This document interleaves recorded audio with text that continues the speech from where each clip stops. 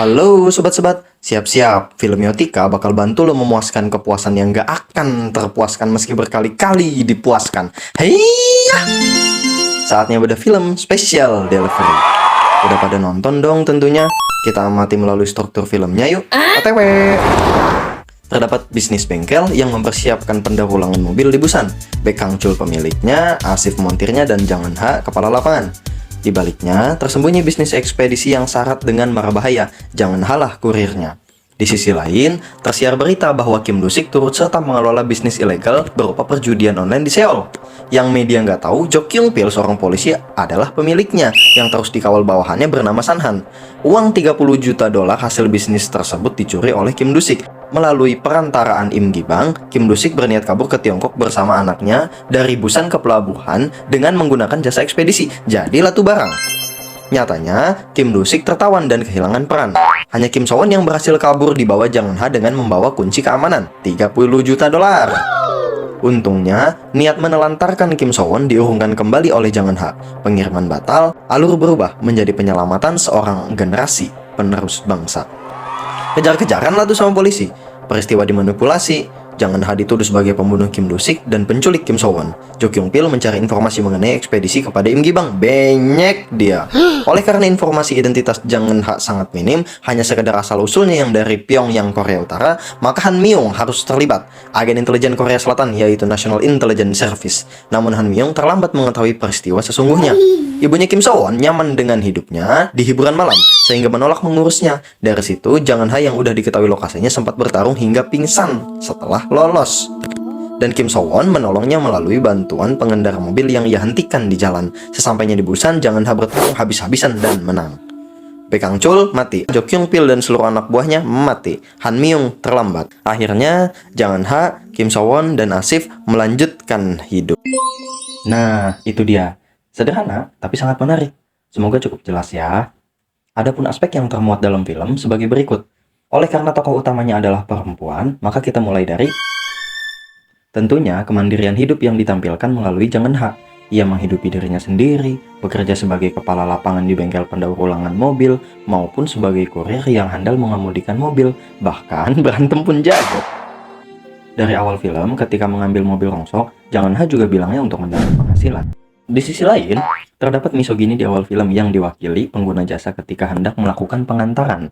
Melihat supirnya adalah perempuan, Jang Eun-ha maksudnya justru meragukannya tentengil. Terus, ketika sudah di dalam mobil, Jang Eun-ha memintanya pakai sabuk pengaman mobil, malah ngarahnya ke sabuk celana, kan jeprot. Selain itu, ada juga Han Myung, seorang agen intelijen Korea Selatan dari National Intelligence Service. Yang kedua, ekonomi dan bisnis. Secara umum, terdapat 3 bisnis, yaitu bengkel mobil, jasa pengiriman, dan perjudian online. Hanya saja fokusnya pada persoalan seperti ketenaga kerjaan, maksudnya adalah keterampilan tenaga kerja. Jang Eun-ha sebagai pekerja terampil tentunya, dan Baekgang Chul sangat puas akan hal itu, bahkan memujinya di depan Jo Kyung-pil, termasuk Asif sebagai montir. Selanjutnya, profesionalisme, di mana Baekgang Chul berkali-kali menekankan untuk menuntaskan pekerjaan ketika Jang Eun-ha awalnya menolak mengambil pesanan pengantaran Im Gi-bang untuk Kim Do-sik dan Kim So-won. Lalu, di kereta sambil teleponan dengan Baekgang Chul, maupun ketika ingin membawa Kim So-won ke bengkel. Selanjutnya, integritas, maksudnya adalah kesiapan bekerja, seperti Asif mempersiapkan mobil, Baekgang Chul, Asif, dan Jang Eun-ha menetapkan strategi taktik pengantaran, seperti memahami area lokasi, menentukan jalur, pergantian mobil, dan plat nomornya, ponsel 2G, nggak lupa kunci ajaib dan obeng andalan. Setidaknya itulah upaya yang diperlukan. Ada juga dari National Intelligence Service. Han Myung bilang bahwa keterlibatannya hanya untuk menjaga citra NIS, padahal aslinya NIS punya banyak waktu luang. Kalau begini ya bubrah negara. Selanjutnya ada relasi kuasa. Ya namanya juga bawahan kan. Jang Eun-ha sebagai pekerja seringkali menuntut upah. Kalau malam tambah 15%, pada umumnya pembagian upahnya adalah 50-50. Wow. Di sini menandakan keharusan akan kesetaraan. Padahal Baekgang Chul udah bilang kalau keuntungan nggak diambil sendiri, melainkan untuk keperluan operasional perusahaan. Apabila mengiyakan pembagian laba 50-50, maka Jang Eun-ha dapat disebut sebagai mitra, bukan pekerja. Dan pada saat Jang Eun-ha ingin mengantarkan Kim So-won melarikan diri, Baekgang Chul bilang kalau bekerja nggak bisa semaunya. Terakhir, ketika diberi kartu nama oleh pengguna jasa di awal film untuk ikut kerja bersamanya, Jang Eun-ha menolaknya, artinya lebih memilih bekerja sebagai mitra. Sekarang, yang ketiga, yaitu hukum. Simpul persoalannya terletak pada perjudian online yang menyebar kemana-mana, seperti Jo Kyung Pil sebagai polisi sekaligus pemilik perjudian online, termasuk San Han, sekretaris Wu, dan para pembunuh bayaran sebagai tukang pukul. Lalu Kim Do-sik yang mencuri uang daripada hasil bisnis judi online senilai 30 juta dolar. Bahkan diduga melakukan praktek kolusi dengan pemerintah, menandakan bahwa kekuasaan masih bisa dibeli oleh uang. Dan kemampuan polisi merekayasa cerita dalam menetapkan Jangan Ha sebagai pembunuh dan penculik menandakan kewenangan yang digunakan untuk memanipulasi. Lalu ada San Han, turut serta menyumbang pelanggaran hukum ketika ia membuang minumannya sembarangan. Ada juga Jo Kyung Pil yang menutupi persoalan kasus aslinya kepada Han Myung.